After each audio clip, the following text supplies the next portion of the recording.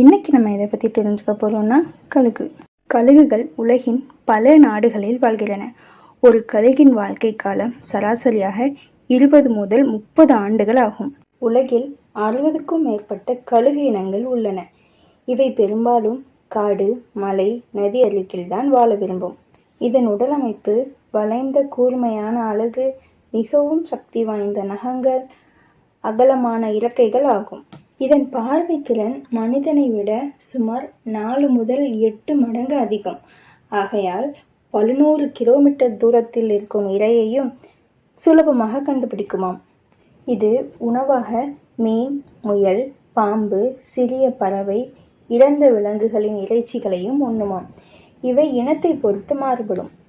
கழுகுகள் மிக உயரமான மரங்கள் அல்லது மலைகளில் கூடு கட்டும். சில கூடுகள் கார் அளவுக்கு பெரியதாக இருக்குமாம். ஒரு கூடு பல ஆண்டுகள் பயன்படுத்தப்படும். கழுகு ஒவ்வொரு வருடமும் புதிய குச்சிகளை கொண்டு கூட்டை பெரிதாக்குமாம்.